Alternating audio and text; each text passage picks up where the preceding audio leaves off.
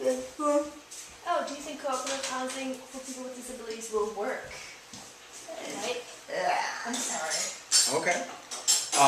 It will work depending just on the group of people that you have there. Just like any other kind of cooperative venture. It really depends on the specific mix of individuals.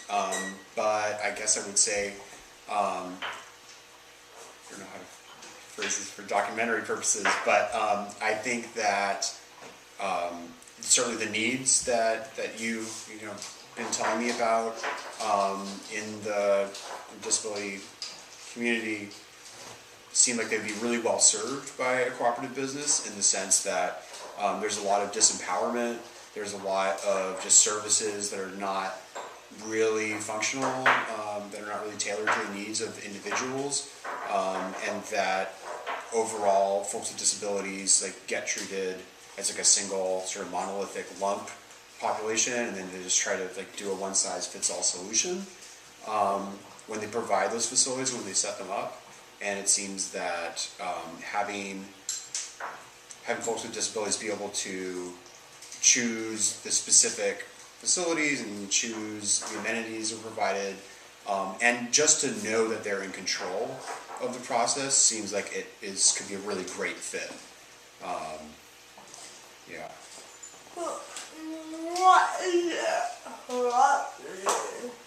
A cooperative is any kind of business or structure that is used, benefited, and controlled by its owners and members. So that could be so many different things. That could be a credit union where the people that consume those banking services also own the bank in quotes.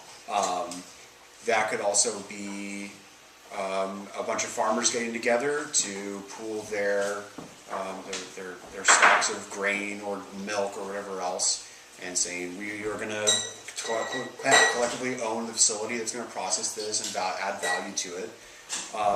Co-ops typically come up when there's a missing service, when the traditional private sector has said, we don't really want to do this, or it doesn't actually make enough profit for us, or whether there's a sort of perverse incentive for, like, say, the one grain distributor in some state in the Midwest. It doesn't really make sense for them to provide all the services that the farmers may need to the farmers necessarily, because they may have different perceptions of what they need.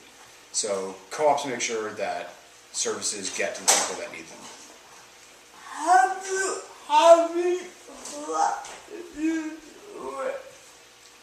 How do housing co-ops work?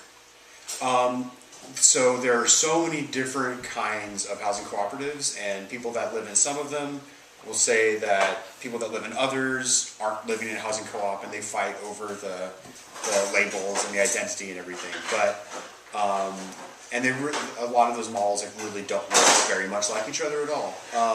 So there are housing co-ops where people actually own the property together, and that is not necessarily related to whether there's community on like an everyday sort of basis that goes into making that housing perpetuate itself. There's, for instance, lots of celebrities like John Lennon, I'm told, and Jerry Seinfeld live in housing co-ops, but these are like skyscrapers in New York City where they each own, every person that lives in that skyscraper owns a share of the entire skyscraper. And so it certainly makes housing, more affordable, not necessarily for low-income people, but it can serve that purpose as well. And those organizations are governed still by a board that comes from the residents. I don't have experience with actually any of those kind of co-ops in any sense. I've lived in co-ops for over 10 years now that are owned actually by nonprofits, where the board of the nonprofit is elected from the membership. And really what the co-op identity, where that comes from, is the day-to-day interactions of making food together, sharing tools, sharing sociability. And it's usually in higher density housing, because when you have people that want to share resources in that way, then they can, once they have a bit of structure and some ground rules about how to communicate, and there's process for dealing with conflict, then you can get a lot more people in a much more efficient, sustainable space. So that's the kind of housing co-ops that I've had experience with. They're all those kinds. I think they should all call themselves co-ops if they want to. But I definitely have more experience on one end of it. How did you get involved with co-ops? I got involved with co-ops when I first moved into a more or less exclusively student housing cooperative in Santa Cruz. And I absolutely just fell in love with the scene, especially compared to the apartments on campus that I'd been living at. I saw that there were just a tremendously diverse group of people that were in the houses. It was kind of like affordability really drew people in, and like that was like the main rubric. And then that actually allowed for a lot of diversity of folks. Just like lots of people want to keep their housing affordable. Lots of different kinds of people do. And so I got to live with folks from a lot of different walks of life, and some non-students included. And it was just an amazing experience. And I saw that I was able to afford to eat organic food, which I had never thought of myself as a struggling student to be able to go out and buy organic food before. When you do that in bulk or in common, like it gets really, really affordable. And just thinking about food in a different way too just blew my mind. We were able to get CSAs. I could certainly never get a CSA even living in a 4-person house. It would be difficult to manage that, but with a higher number of people, we were able to do that. We had, a music space. We had nice construction tools. And all that was possible because we chipped in together on those things. And that just really was a great learning experience for me. And I've stayed in those living situations for as much as I could for the subsequent 10 years. What is What is CSA? Oh, CSA is community-supported agriculture. So that's where a farm, instead of selling to a distributor that then sells to a supermarket that then sells to a consumer, with taking profit out and wasting food along every step in the way, the farm just sets up a subscription service to the consumer directly. So, our house has a relationship with the farm that's local, and we can just tell them, hey, we just want a box of food every week, and they drop it off, and we sort of meet ways halfway on the distribution, pick it up from someplace that they drop it off to an intermediary point. And it's very efficient. We get lots of local food, and it's a great way to buy food if you have enough people to consume, a whole bunch of beets, or a couple bunches of beets at a time. So that sort of thing.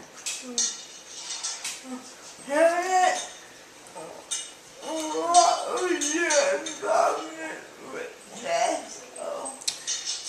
My involvement with NASCO started out when I was living in the Santa Cruz houses. I went to NASCO Institute, which is their annual educational conference held in Ann Arbor. And I met lots of great folks there, and it expanded my vision of what cooperative businesses can and do, especially working in other sectors that aren't housing, so like the ag, credit unions, and worker co-ops, things like that. And then many, many years later, I got on their board and served as their president for a year, which actually just wrapped up in June, and learned a whole lot working with their organization. It seems like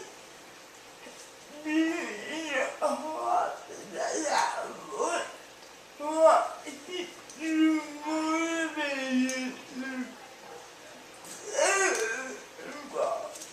It is a lot of work. Sure. Yeah, it is, and it's part of the responsibility and also the privilege and the pleasure, really, to find yourself just serving a basic economic need, like I need housing, I need food, And in the course of doing that for yourself, with your community, you also get to do a whole bunch of other sorts of things that you normally just average consumers aren't called upon to do, like be on a board, how to learn to look at financial statements, learning good meeting process, learning how to really be a good listener. So it is a lot of extra work, but that extra work a lot of it is personal development as well, and it calls forth and develops skills that you don't have beforehand. So you can look at it as work, you can look at it as opportunity for growth, and it's actually, of course, both those things. What helped you keep motivated in that? The motivation comes from a couple different things, I guess. Probably most importantly, the motivation comes from your personal relationships with your co-op mates. So it's not just, oh, if I don't take care of this, it's going to be something I'm going to have to deal with later. It's like, wow, if I don't, take care of this bill, then it's going to hurt Molly, or it's going to hurt, Liz. It's going to be, it creates a lot more relevance when you're all in it together and you know that other people are depending on you to take care of stuff. The other place, the end of the motivation, I think in a more formal way, comes from the mission of the organization. So the mission of Solar Community Housing Association here in Davis is to provide sustainable, affordable housing. And really, that's a tremendously important thing that is not really being done by the private sector nearly enough. And so we're filling an important gap between the world as it is and the world we want to see. And that's really a lot of reason to do a lot of that work as well. And co-ops, because, the particular way that we're mission driven, can be called upon. We can call upon ourselves, or circumstances can call upon us to rise to challenges. So for Solar Community Housing Association, we about a year ago got involved with saving an on-campus co-housing project that was going to be scraped off the land by the university. So what motivates me and I think most co-op members to stay involved in their co-op and put in all the extra work that comes in is, on one level, it's a feeling of participation within a community. We're not paid, we don't pay ourselves, so it's really about putting your whole heart into a common enterprise. And that's really rewarding. To get outside of the monetary compensation system. Also, you feel a great sense of respect and obligation for the work that your peers are doing. So if you're tempted to let something drop, you know that you don't want to let down your housemate that you have a personal relationship with. That's really powerful. The other part of where motivation comes in for a lot of us is in fulfilling the mission of our nonprofit. For Solar Community Housing Association, that mission is to provide sustainable, affordable housing in Davis. And that's a great mission. There's obviously a need for it in this town. And so whenever your motivation is flagging, you can go back to the mission statement on sort of the formal side of things, and then you can go to your friends and people that you love in your community on the personal side. Yeah, I noticed you did that. Why do you love co-op? I love co-ops because I feel that they present a really great alternative to the sort of dominant way that our economy works, and actually also our government as well. Yeah, there's we have a system really where the public good is served by government, and government is this big monolithic entity that is unapproachable to many people, and is just so large it loses relevance to folks on a personal level. And then economically, we have sort of the same thing, where like lots of big players that are very abstract. You can't, even if you're a shareholder, in a company, you can't necessarily, as one person, influence it because there's so many other shareholders. What's beautiful about co-ops is that you do have a direct involvement. Like, you make things happen. You are the one that's benefiting from it. You control the services. And in our co-ops, especially being smaller scale, we are doing that work ourselves. We are on the board. We are cooking meals for each other. We are doing the purchasing. It's not something that's just contracted out to someone else. So that level of involvement is really great, and it calls upon all these different skills that you didn't have at first. So we all live somewhere. We all eat food, but we don't necessarily all take control and take ownership and take responsibility for the businesses that bring those things to us. So I love co-ops because they make that happen. And as they scale up and they get bigger, then they can provide, I think, a real alternative to the really alienated economy and the alienated democracy that we're in right now.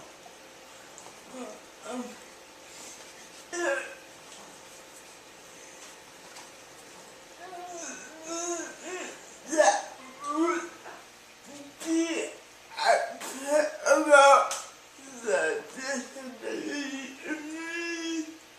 based on what you know about it. That would be about the disability community. Yeah,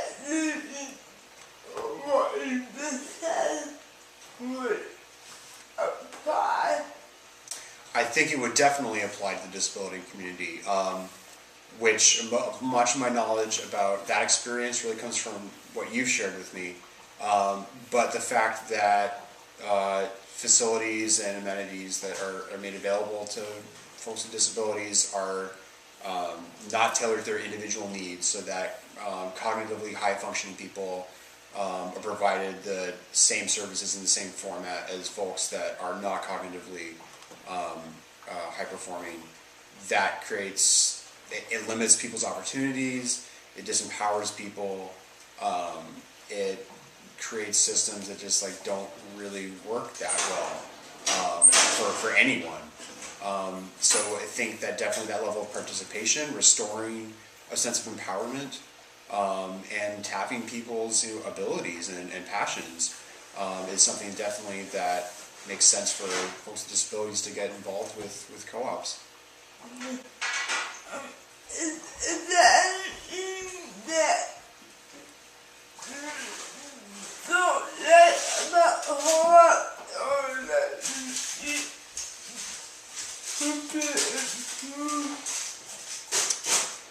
There's definitely, it does all those great things that I mentioned about participation. I mean, the downside, I guess, is that you have to put in time. Things don't happen unless people make time for them, and it is often done on a volunteer basis. So, there's a lot of, there can be times when people aren't as responsive as they would be if they were being paid to do the work. Necessarily. Co-ops, especially as they scale up, really struggle to maintain that sense of relevance and not get alienated. And that can happen a lot sooner than people think sometimes. So if you move towards, contracting out work, and you hire an executive director to do all the governance work for the co-op, then people can feel really disempowered very quickly, and then it becomes more like, well, what is this? Is this still a cooperative? I don't feel like I'm cooperating that much. Or I don't feel like I have the ear of the people that are making the decisions, let alone not making the decisions myself. So that can definitely be tricky. Co-ops also, I especially tend to think of them as serving basic needs a lot of the time. But it does take a little bit of a special person to function well in them. When you consider that we're all raised in society at least in this country and in many others, that really prizes individuality and listening and coming to consensus. Like, these are all things that may or may not be relevant, that people may not be culturally equipped to do. And so there's a learning curve there, and it's steep. And if you have high turnover within your community, then sometimes people learn how to be great listeners and great co-participants just at the time that they're leaving and moving on, and so that can become a real problem. What you know about my project?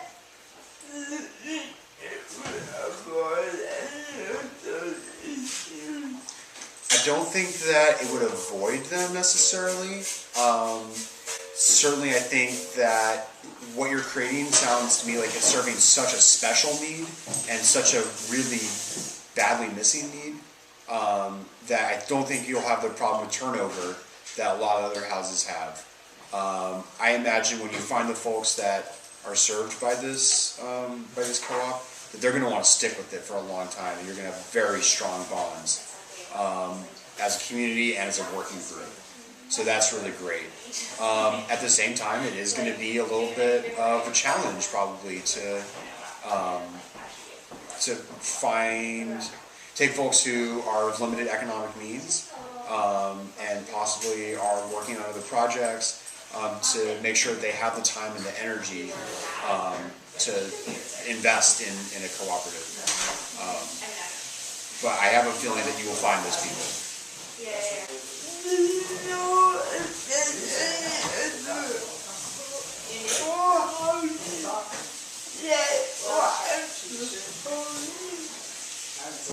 Just the only one that I'm aware of at all is the one that you let me know about, which is Prairie Flat, was Prairie Valley in Ottawa, Canada, and I don't know exactly what they do. Thank you. Yeah. And I don't know enough about what the actual experience of residents there is. Do you know anything in the U.S.? No, I know of nothing in the U.S. And in fact, talking to an academic who studies housing cooperatives and particularly those that serve particular populations. Her name is Dr. Catherine Leviton Reed at Cape Breton University. She had looked around for quite a while to find co-ops or co-housing that served folks with disabilities, and she found nothing in all the U.S. So it really seems to me like this could be not only providing a very great and necessary service, but it could also be a model to really provide those services to a much larger community.